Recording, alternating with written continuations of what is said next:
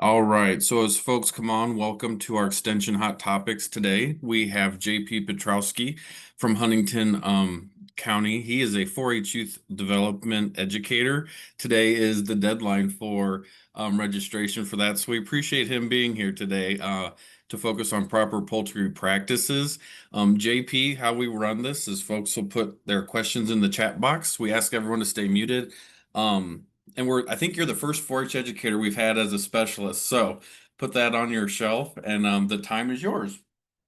Thank you for having me. Okay, so I was asked today to kind of just go over some general poultry, proper poultry practices in terms of whether you are wanting to do poultry for the first time or you are just recently in poultry.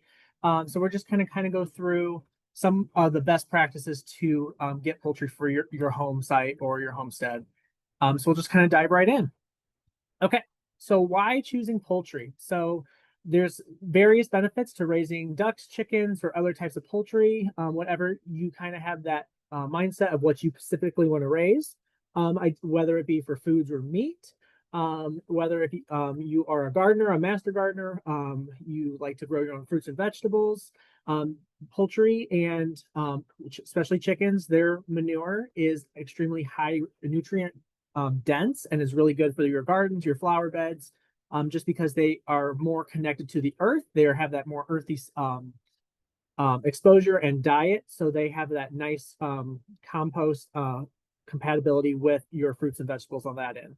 And then waste disposal. So you're getting rid of old produce, tomatoes, peppers, etc. Being able to reuse some of those old trimmings, whether it be watermelon rinds, etc., pumpkin. You can also get rid of those rinds and that disposal with your poultry as well. It's a good composting system on that end as well. So those are just a few of the other reasons. Like I said, I am a 4-H educator. So if you have youth, the 4-H program is a good way. Companion animals, poultry do provide a good companion animals in terms of that sense as well. Okay, so we're going to talk about the first section, which is proper. So we're going to cover different proper things we want to talk about. So first thing we're going to talk about housing. So what does essential proper housing look like for your birds? We come to realize every coop or barn, whatever you want to set up is different. So we want to make sure that whatever you choose, it is going to be the best suited for you, not necessarily your neighbor or whatever. We want to make sure it's good for you and what your needs are for your birds. Okay, so a couple essentials that you do need for your housing that they should include. You need to have a roof and 4 walls. That's kind of essential. Within that roof and 4 walls, you want to make sure there's proper air ventilation and a doorway. We want to make sure it's draft free, but we also want to make sure there's that ventilation. Poultry are very dusty. They produce a lot of dust in them, and a lot of dust can cause respiratory issues, which poultry is very susceptible to getting. So having that proper air ventilation is really key to also keeping healthy birds as well.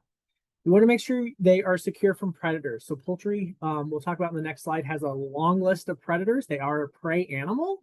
So making sure that they are secure within those 4 walls, that nothing is going to be able to come in and get those animals as well. Whether you decide to free range your birds or have an outside run, we want to make sure that they do have access to the outside at some point. A lot of people do free range their birds, which we will talk about the benefits to that. But if you do have an outside run, you want to make sure that that's provided and it's secure on that end as well. If you do decide to have egg layers, you want to make sure that there's some type of nesting box provided for your egg laying chickens, as well as all poultry chicken wise. You want to make sure that there's some type of perches and roost for them. That's just their natural behavior, is they want to roost at night. So allowing them to practice that behavior also keep them safe, but it gives them that essential of what is kind of hardwired in their brains that they are supposed to be doing. Okay, so we talked about the main predators to watch out for. So coyotes and domestic dogs, cats, hawks, and owls. So some of them, not just necessarily on your ground, but up in the air, there's those predators as well. Raccoons and other predatory mammals, such as minks and weasels, love to snack on poultry. And then some of them that don't not necessarily kill your birds, but mice and other rodents do cause some issues, which we will talk about later on in the PowerPoint as well. But as you can see, there's a wide range, whether it be hawks and owls from the sky or different sizes, being coyotes all the way down to like your minks and weasels and raccoons.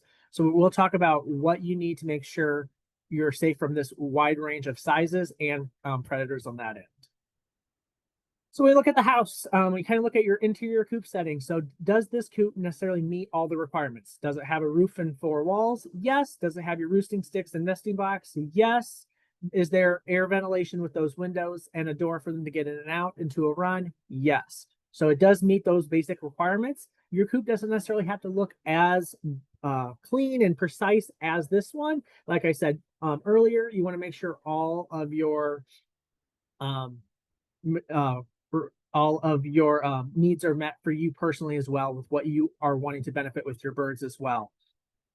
And then on the outside, your exterior is there a run? Yes, there's a run for them. And again, this is kind of not as a high-end version of it, but it's kind of using some recycled materials to kind of make a coop, but it does meet all those requirements. So you can be as high-end and as fancy as you want to make it, or you can be as cost-effective and as low as you want to make it as well.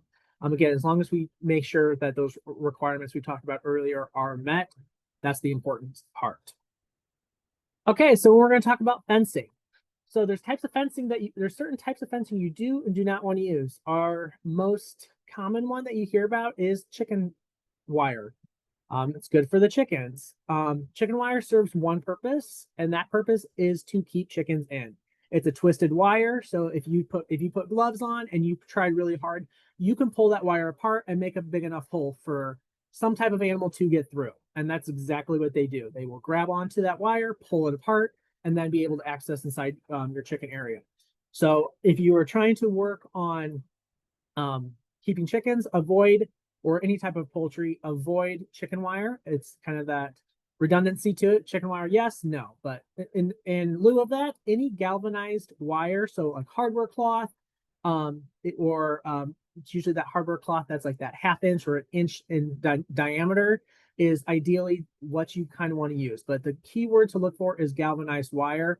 It will last longer. It does not rust as quickly outside in the elements, but also that wire is set to that size. So then you cannot pull that wire apart, and it keeps your bird secure from all other types of animals. And then if you do decide to keep your birds in a run, my extra tip is that poultry, especially chickens, love to dig. They love to dig in the dirt. They give themselves dust baths. It's part of their nature. So they will dig along that fence line, and they will dig themselves out. And if they can be able to dig themselves out, coyotes, wild or domestic dogs, other animals can dig on the other side and make that hole bigger and sneak their way in. So if you do decide to have a run, make sure you take some of that fencing and you bury it under the ground as well, so that you can prevent your birds from digging out or anything else from utilizing that and digging underneath the fence, getting in as well. Okay, so we're talking about spacing. So we kind of have an idea of what kind of coop we need to make. So how big of a coop do we need to make for these birds as well? So these are the minimum requirements that I suggest. So when you're looking at your chickens, your interior square footage, depending on the size of the birds, would be 3 to 4 square feet. So if you essentially have an 8x8 chicken coop, that will comfortably hold 16 laying hens on that end.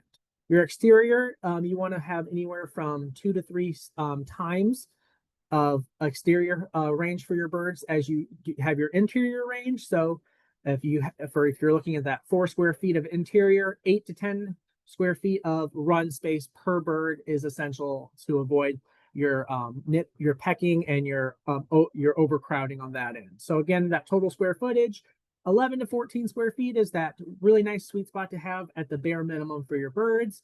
Your ducks are very similar, 4 square feet of that interior space.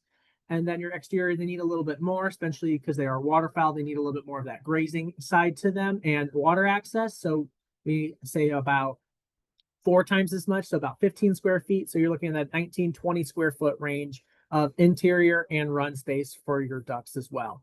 If you're able to provide more space for your birds, being interior and exterior, even better. But just keeping these minimums will make sure that your birds stay healthy and are not overcrowded. And then we're talking about nesting boxes and some of those essentials inside the barn or inside your coop. So your minimum spaces for nesting boxes, especially for your egg layers, is one box for every 3 to 4 laying hens. So if we go back to that 8x8 chicken coop and we have that your 16 egg laying hens, you're looking at roughly 4 to 5 nesting boxes for those 16 egg laying hens. And then for your roosting sticks, you want to make sure that there's about 8 to 10 inches minimum of roosting space per bird, as well as the space between the roosting sticks are about a foot apart from each other as well. This allows them to be able to move around on the roost throughout the night or getting up into the roost without necessarily running into each other and knocking each other over as well. When looking down at the ducks don't roost at night. And they use floor nesting material, so they do not necessarily physically need a nesting box on that end as well. They will kind of find a corner and make a nest themselves if they want to lay eggs at that point. So you really don't need to provide your nesting boxes or roost if you decide to house ducks. You can, if you do a combination of the two, you want to make sure that you do meet that nesting box and perching requirements for your poultry, but you don't have to worry about that again with your ducks. And then, like I said prior, if you can provide them more space or more nesting opportunities, the better you are for that overall health of those birds as well. Okay, so now we're going to dive into, we just kind of talked about the proper housing, proper setup, proper spacing. So now we're going to talk about the types of poultry. So we're going to initially talk about chickens. So for your homestead, your most common 3 areas of poultry that you are looking for are your egg production, so your egg layers, your meat production, and then your dual purpose, which is kind of a little best of both worlds. So we'll kind of talk about some poultry that are common that you can find either online at hatcheries or at the farm stores that meet all these requirements for you. Okay, so we're going to talk about your meat chickens first. So your most common one is going to be broilers and roasters, is what people call them. But in the store, they're called Cornish cross. So they are strictly used for meat. They are fast growing. So they're going to, rule of thumb is they're going to be ready to be butchered around 8 to 10 weeks of age. And they grow about a pound a week. So you raise them for 8 to 10 weeks. You're going to have, if you raise them correctly, you should have an 8 to 10 pound bird ready to be butchered for you to eat. Because they do grow at this fast rate, you need to make sure that you have a high protein food to feed them. And that protein percentage is a good range, is 22 to 24%, where they will grow fast enough so you're not waiting for them to hit that butcher weight, but you're also not feeding them too fast, so where it's going to be an extra strain on their bodies as well. This is actually the one type of poultry that you do not need to provide roosting sticks or nesting boxes for. You will keep them grounded at all times just because of their accelerated growth. They're never going to be old enough to lay eggs.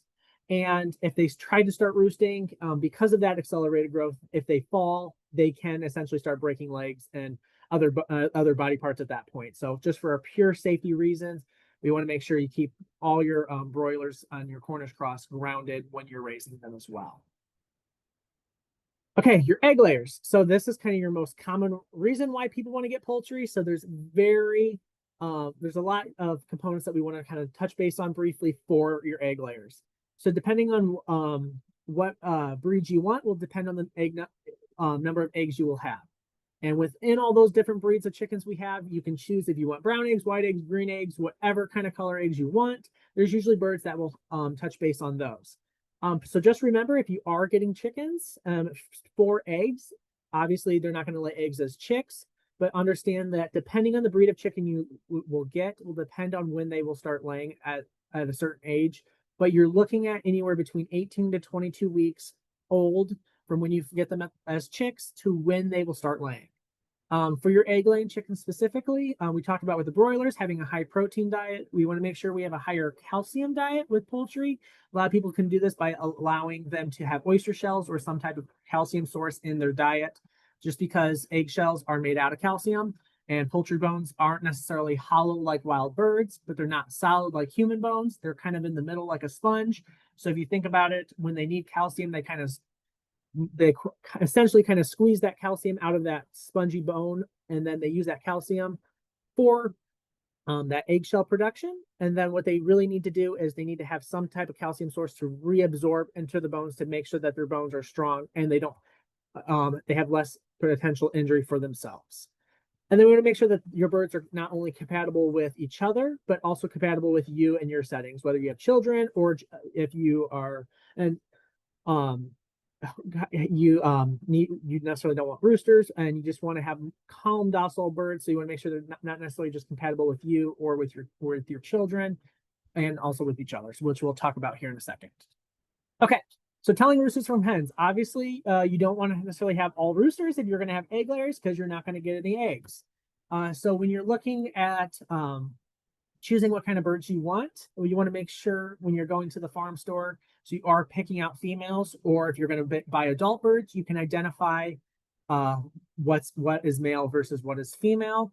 So if you look at the first picture of the two full-grown birds, if you look at their heads, you notice the cone and wattles, which are the red parts on the top of their head and on their chin. One of them is a lot larger compared to the other. So typically you will see that males will have those larger cone and wattles compared to the females, as well as if we look at the top photo where it says pullet and cockerel, you see on the cockerel side, it's very shiny and those are called saddle feathers, and they have a gloss to them compared to the pullets, who do not have those saddle feathers, do not have all that gloss to them.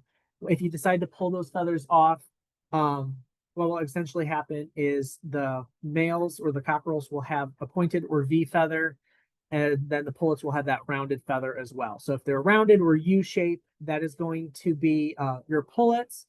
And if they are in that V or pointed shape, they're going to be those cockerels at that end. And then when you look at the bottom picture, those are chick feathers, chick wings essentially. So if you were picking out chicks, and they just kind of said, hey, here's a bunch of chicks, pick out your females, and you want to pick out your females and males. Easy way to tell is the female feather growth is a little faster in the wings than males. So if you look at it, you can kind of see some of those quills that feather starting to grow on that left side in both photos for the female compared to the male side where you have not seen them starting to grow as quickly. So when looking at chicks as well, you can kind of essentially pick them out that way as well, if that's a way you want to kind of do that. Okay, so talking about specific types of egg layers. So if you are a person that wants white egg layers, anything that's considered a leghorn, any color variety that is attached to the name leghorn are going to be extremely good white egg layers. California Greys are a hybrid between a leghorn, so again, that high egg laying compatibility. If you want something that looks a little different, and Konas are another good popular breed as well. Their compatibility, I rank them is in that fair range. Just because they are a little flightier bird. So they're not going to be as docile as some of the other breeds, which we'll talk about. But they do lay an extremely large amount of eggs per year. Again, that 300 plus range is what you're looking at on that end. Your brown egg layers, obviously this list is a little bit larger just because there's more breeds that lay brown eggs, and it seems to be on a commercial side and on a consumer side, brown eggs seem to be very popular. So anything that's considered a Plymouth Rock, so it could be your Barred Rocks, your White Rocks, your Rhode Island Reds, New Hampshires. Orpingtons are another great one. Buff Orpingtons are common. Lavender Orpington seems to be coming up in popularity. Again, all of those are very great compatibility. I do rank the Buff Orpingtons or any Orpington breed at a higher one just because they don't necessarily lay as many eggs as your black sex-links, your Isa Browns, or even your Leghorns. They might not be laying that much, but they lay at a more consistent rate of that 200 to 250 eggs a year. But also they're very docile, and their compatibility with a wide range of family scenarios is a lot larger as well. They're very docile, good with young kids. They're a breed that you're not going to necessarily worry about them fighting with other breeds of poultry as well. So that's kind of why I rank them a little bit higher amongst all the other groups. But again, any of the birds on this list are very good to kind of have and work for any kind of homestead that you're looking at. Hey, JP. Yeah. We had a quick question. Could you explain compatibility? So I put compatibility in a couple ways. I rank it as how accessible is this bird for you to get, as well as the purpose of that bird. So these are for our egg purposes. So what is the compatibility of them meeting the standards that you want and the reasons why you're getting poultry?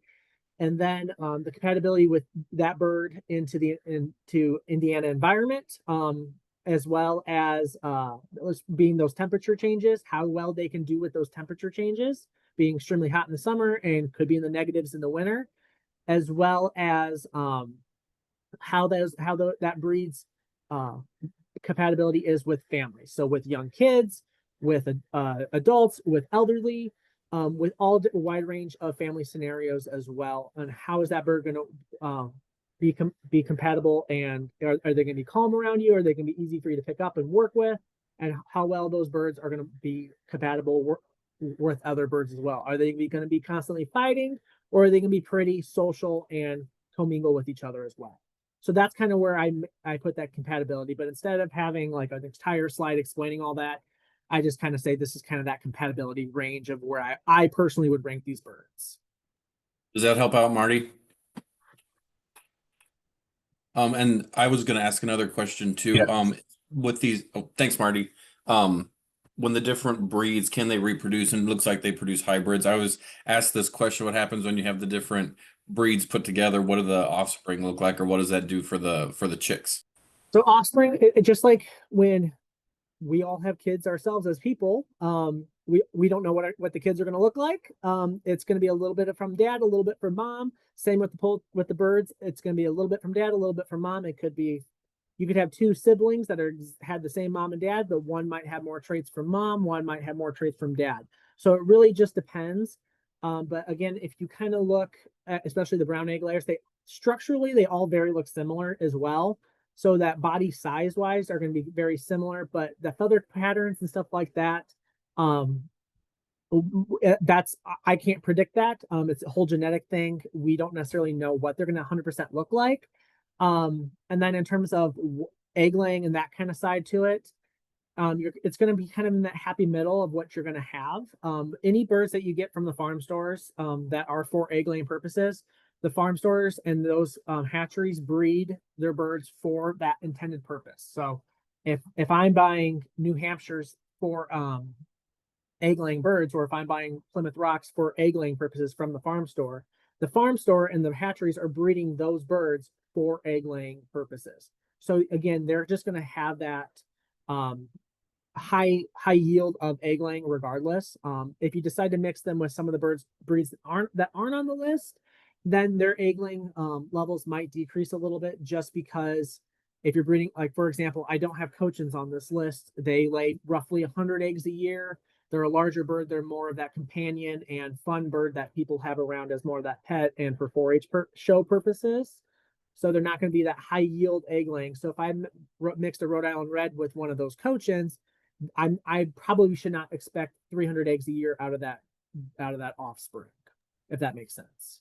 Yes, awesome. No, that helps answer that. The other question was, are there pure breeds out there? There are. Purebreds. So you said you're just looking for purebred. Yes. So essentially, so yes, so this is where we can get a little hazy. I can go into it after the program, after we're done with the program as well, if I need to. But all the breeds I have, like looking at this brown egg laying list, are considered purebred, minus the Isa Browns, Golden Comets, and those black and red sex links. All the other ones on the list are considered purebred birds. When you're looking at a APA, which is American Poultry Association standard to that, which is more of like, now we're looking at the show birds and they're bred to a specific standard. They may not meet that specific standard as well as if you went to a breeder who hatches, 100 birds a year instead of a hatchery who hatches 100,000 birds a year. Because like I said, hatcheries are breeding for the compatibility of how many eggs can this bird produce, because that's what the consumer wants, compared to as a breeder who's going to hatch birds to be purebred to a standard. They're not worrying about the quantity. They're worrying more about that quality, if that makes sense. Yep. Very good. Thanks, JP. Yep. And then, so here's just a couple good examples of ones if you're looking for colored eggs outside of that brown and white eggs. Easter egger, Americanas, olive eggers. Again, they give you that wide range of assorted eggs. But just remember, whether it be your colored eggs, your brown eggs, your white eggs, just remember that your birds will not lay forever. So essentially what this means is After about, once they hit that egg laying age, they should be laying consistently at the levels we talked about of that. I mean, if we're looking at the colored egg list, those Easter eggers are 225 to 250. So they should be laying around those levels with proper diet and everything, for about 2 to 3 years. And then after that range, they're going to start to decrease that productivity. So instead of, 250 eggs a year, they might be laying 190. So they'll still lay, but they're just going to not be laying at that intensive rate. So typically what I encourage, that if you're specifically wanting to keep your poultry for egg laying purposes, I would try rotating your birds around every 2 to 3 years. So you can still sell your older birds as egg laying birds, but they won't be laying at that intensity you are seeking, and then replace them with some of the younger birds every few years, so you can keep birds on your property that are consistently laying at that intensity you're looking for. And that way you can kind of get more bang out of your dollar that way as well. So that kind of wraps up your egg laying birds. So your dual purpose birds, so you're happy in the middle. Obviously, a lot of these birds on the list are very similar to your brown egg layers. Actually, all the birds on this list are brown egg layers. These are your dual purpose birds. So again, they're going to lay a lot of eggs for you, but then also the birds are large enough with proper diet that you can decide to butcher them, and they will provide you a decent amount of meat as well. So this is just the list that, again, are a good list, of both the happy middle of we can give you a lot of eggs and we can provide you some meat. And obviously, they're not going to provide you as much as your Cornish cross will, but again, talk about that dual purpose to the happy middle bird. So here's that list of those birds as well. Okay, so next we're going to just briefly talk about ducks. So some people, and ducks have been becoming more of a popularity. So ducks are considered waterfowl, so they need to have access to some type of water to remain healthy. They use this for grooming, but again, the main purpose of ducks is your meat production and egg production as well. When having ducks, we want to keep in mind that they have to have access to water at all times, even when they're young.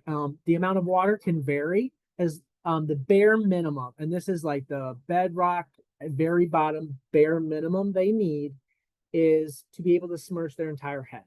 If you ever looked at a duck and you look at their bill, you can see through their nostrils from one side through the other.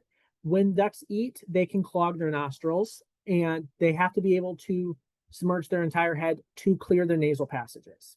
If they're not able to do that, they will get sick extremely fast, and death will shortly follow after that.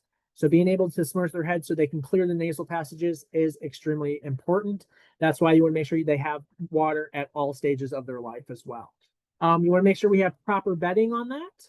So obviously something absorbent or that allows really good drainage around that water, so you can keep whatever run or environment you keep your birds in dry, especially even with waterfowl. There are ways you can do that with gravel or some rock. Because they are waterfowl, they do need some more greens in the diet, whether it be grass or some type of vegetation. Peas are another good one. They need to have greens in their diet to make sure that they are healthy. This is why a lot of people decide just to free range their ducks, which is totally okay. But we'll talk about some precautions we need to keep in mind. And then also, lastly, understanding that their feet are webbed, like in the photo, and there's more sensitivity when it comes with that. So making sure that there's debris picked up and any sharp objects are picked up, because again, that webbing is essential, just extra skin, so you can easily tear that.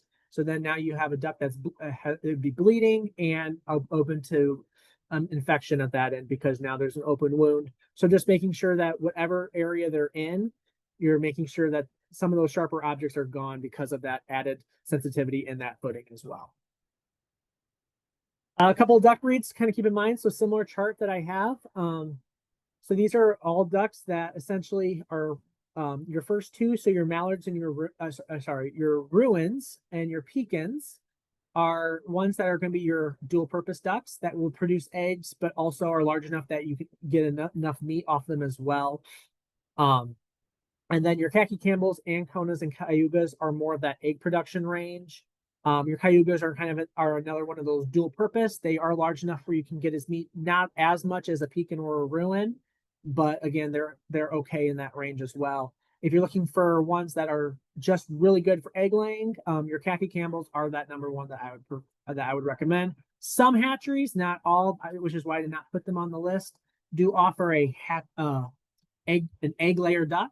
But I've only ever seen one hatchery offer that, which is why I didn't necessarily put them on that list. But typically, these are the most common that you can pick up at a farm store, um, or most local hatcheries as well. Would be the list of these five. Okay, so now we figured out our housing and we figured out what type of poultry now that we wanted. Now we're going to dive into now we're going to physically get our birds and what we need to prepare for our birds. So essentially, we want to make sure when getting our birds, we have our brooder set up. So essentially, a brooder is a safe place we can keep our birds to grow into healthy adults. So what do we need? You need a feeder, water, or some type of heat source. So ducks and chicks, they cannot produce their own body heat like you and I can for the first 2 weeks of life. So they need some external heat source to help keep them warm, so they're not constantly chilled and causing their death at that point. So that's why that heat source is important. Some type of brooder container to keep safe. A lot of people use troughs, or like those troughs, those metal troughs you see at the farm stores. Those are very popular. But again, whatever works best for you, but they need some type of secured brooder container, and then just the proper bedding as well. Sawdust is usually typically the easiest one that people use. It's absorbent and it's for the most part soft for them as well. So there's day you're getting your birds. So there's a few ways you can get them. You can pick them up in the store, like I said, in the troughs here at Tractor Supply, or through the mail. A lot of people, that's if you just go online and order them through the hatchery. Couple things to keep it. One major thing to keep in mind is when you're ordering or when you're looking through the bins. We talked about how to tell the males from females. So another way to help and get that guesswork out is seeing the labels. So one of them could say straight run and the other one would say pullets. So straight run means they're going to come to the store and they're put in the bin as they were hatched at the hatchery. So it's going to be a mix of your males and females. The ratio is unknown. If you pick out of the pullet bin, yes, they might be a little bit more expensive, but only because there's a little extra work that was put into those chicks as well. If you pick out of anything that's labeled pullet, that is going to assure a 95% confidence that that entire bin is female. So that's very popular, especially if you're looking for egg laying chickens as well. I personally, if I was doing egg laying chickens, I would rather spend an extra 50 cents a chick, knowing that I'm buying with a 95% confidence that they're all female, compared to, okay, you have a 50-50 shot at this point as well. So that's just a few things if you're picking up in store or ordering through them online, because you can click online what you want to choose, being straight run or that pullet section as well. Okay, so once you pick up your birds and you bring them home on your first day, a few things you want to keep in mind is we want to look at chicks' body language, and we want to make sure we give them a healthy start. So when we look at our chick temperature charts, so from when they first hatch to their first week, they need to be pretty warm at about 90 to 95 degrees under that heat source, so they can stay warm. And then you're going to decrease about 5 degrees roughly each week until they hit that 5 or 6 weeks old, when you can slowly start weaning them off of that heat. But just keeping in mind the time of year you have them, and also the weather shifts as well, because it's Indiana, it can be 80 degrees one day and 30 the next. So as long as you keep in mind on that, you can keep and provide heat source when it's needed. At that point, you can slowly start weaning them off of that heat source around that 5 to 6 week range. Reading their body language. So if we look at that middle photo with the four circles, adjust right brooder temperature. Your chicks should be dispersed pretty evenly, a little bit in every part of the brooder. If it is too cold, they're going to be all extremely huddled under that brood source. So you want to probably look to see how you can make it a little warmer. If it's too drafty, so if they're all huddled, but they're kind of not necessarily under that heat source, but they're kind of shifted a little bit, there might be some type of draft in there. Yes, it's important to have that proper ventilation, but we want to make sure we do limit that draft exposure as well. And then if it's too hot, where they're all on the other side, on opposite ends of that heat source, it's too hot in that brooder, you need to adjust accordingly to compensate. So watch that chick body language as well. I like to have the heat source at one end, similar to if we go back at the farm store and if we look at the in-store picture, how the heat source is on one side and there's nothing on the other. That allows the chicks to adjust themselves to be comfortable. So if they're too cold, yes, they'll go further under the source and they will leave to get food and water or move themselves away from that heat source if that's possible. Looking at the chicks, from that shift from that yolk reserves from when they hatched to a solid food, similar to human babies, their diet and their waste is going to change dramatically. Well, same with the chicks. So if you look up in the photo, the chicks' vents, clear one is on the left photo, pasty vent is on the right photo, which can happen when they're transitioning from that yolk reserves from their hatch to that solid chick food at that point. So making sure that you're watching for those ways to prevent that from happening.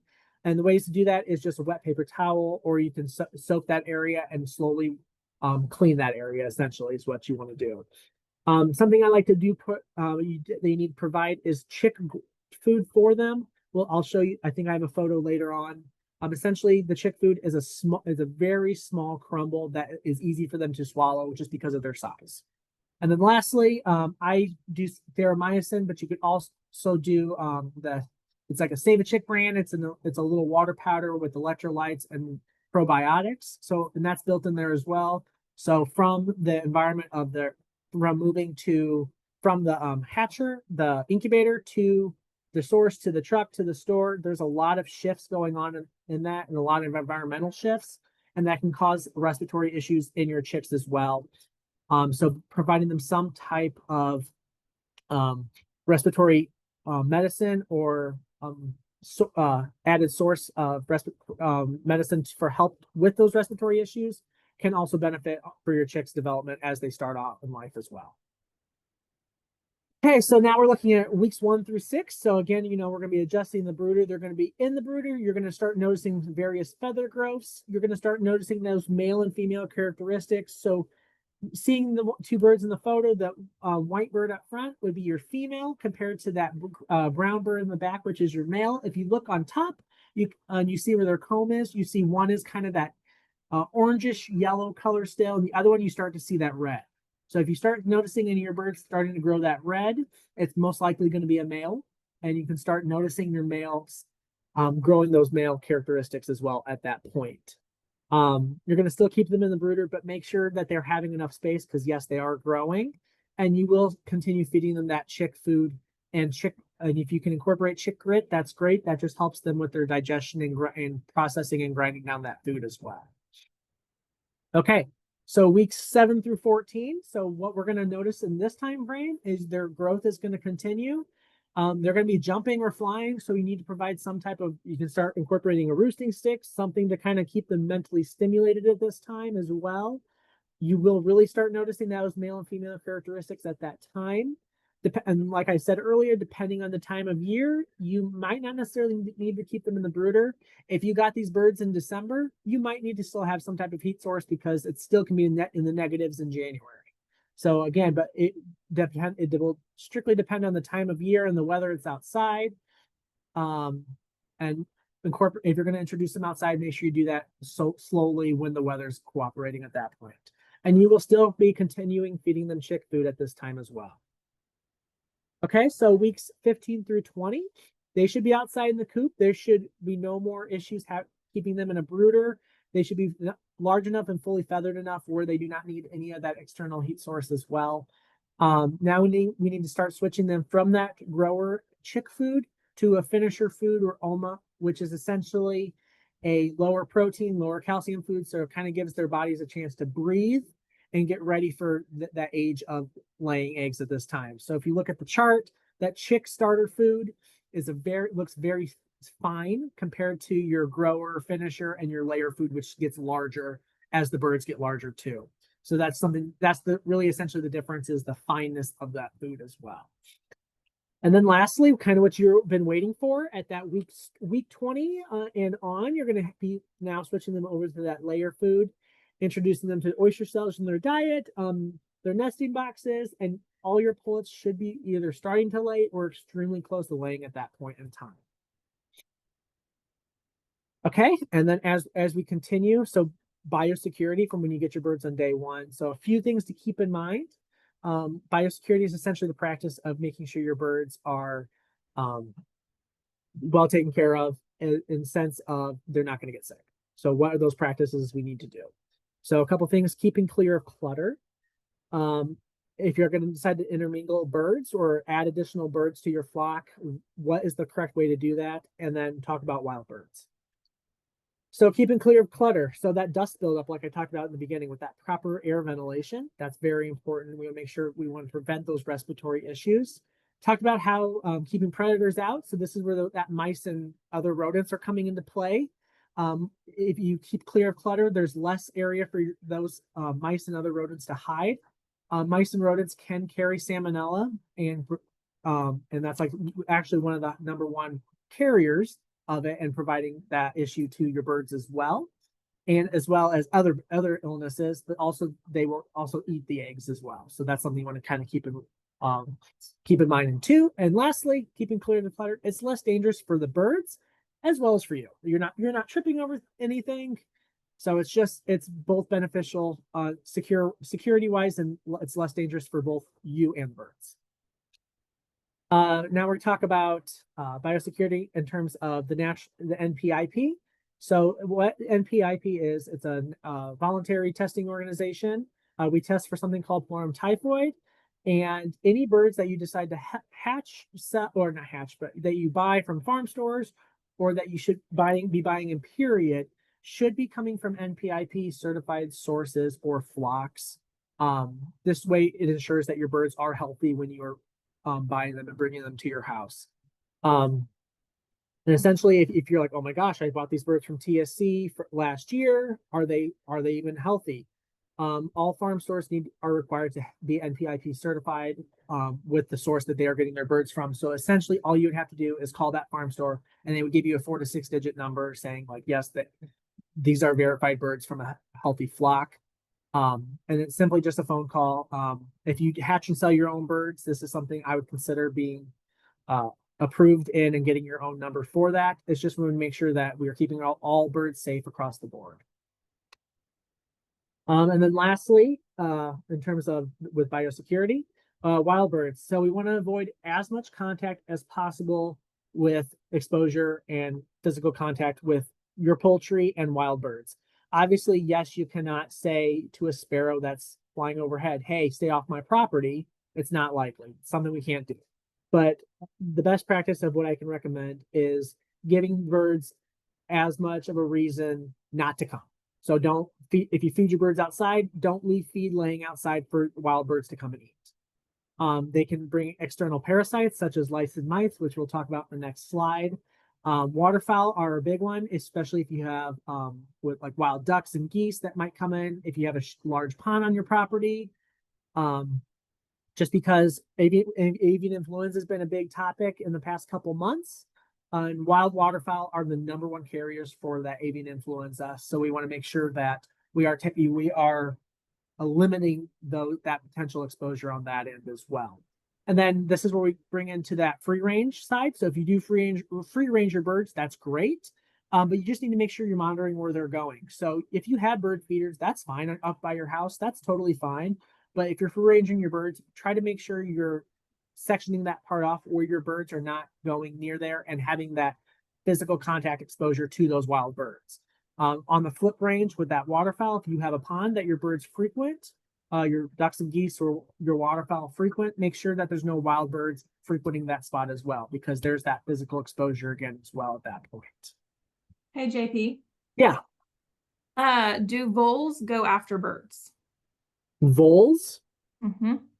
I would probably say I do not think they are a primary contact. I would say mice and rats are going to be your number ones to be considered for. Voles, if you're eliminating mice and rats, you will not have to worry about voles.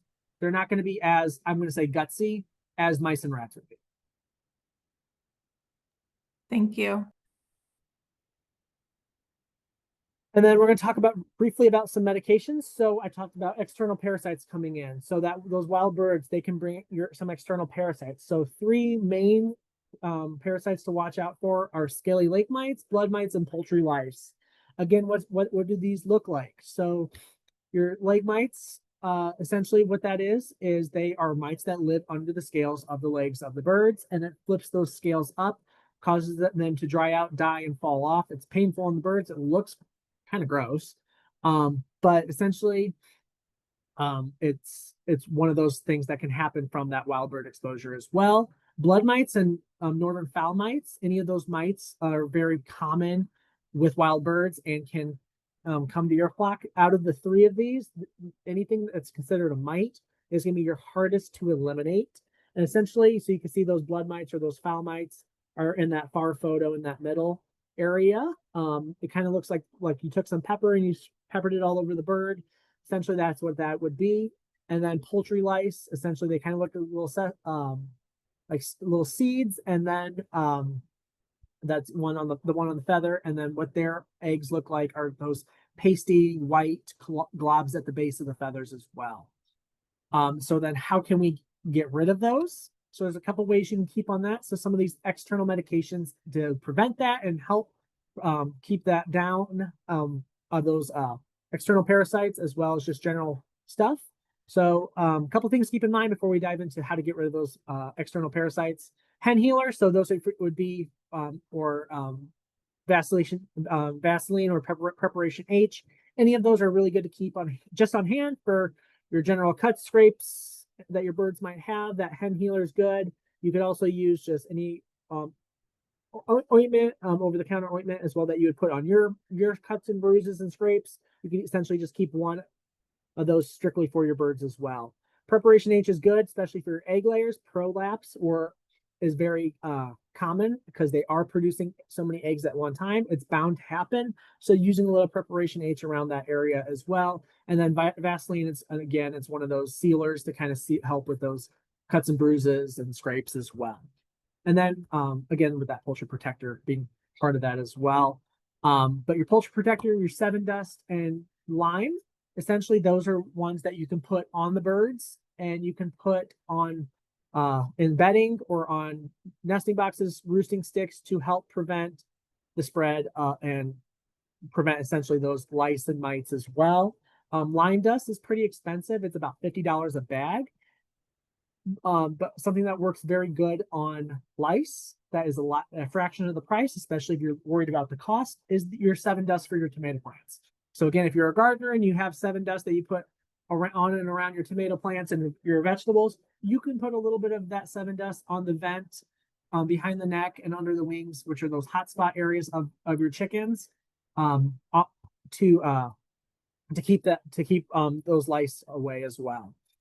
I will say you do not have to necessarily put this lime and 7 Dust on ducks and other waterfowl, because they are in some type of water source. You do not necessarily have to worry about lice and mites on your ducks and geese as well. They're cleaning themselves, they wash themselves, so they're keeping care of themselves at that end as well. So those are some of those external things to keep on hand. And then some other medications that are more internal to keep on hand. I talked about those Save-A-Chicks you can get when you get your birds younger. Dermycin, again, that respiratory medication as well. And then lastly, it's a little bit more expensive, but it's called VetRx. You can get this at mostly any of the farm stores. And essentially what I describe this is, it's basically a Vicks Vapor Rub for chickens. It's a liquid Vicks Vapor Rub for poultry. You can put a little bit on your hands. It's very minty smelling, and you can put a little bit on their beaks, or you can warm up a drop or two, or you don't even have to warm it up. You can put a drop or two down in their mouth. And essentially what that does is it helps with, if you have a bird that has started coughing a little bit, or sneezing a little bit, just to help with any minor respiratory issues, just like we would have Vicks over the counter for us as well. Essentially, it would meet those same requirements as well. Yes, if your birds are having a larger, more severe issues, that's when, again, yes, you should probably consult a veterinarian at that time and go around about those issues in a proper manner. But for those everyday things that you might notice, this is a good alternative and kind of save you a little money and vet bills at that point as well. Especially because poultry is very susceptible to respiratory issues. So having this is just an added bonus as well. And that's the end of everything I had for you guys. So if you have any questions, please, I'm open for any questions. All right. Thank you, JP. There is a survey if any of you guys want to scan that QR code, or if I can put the link in the chat.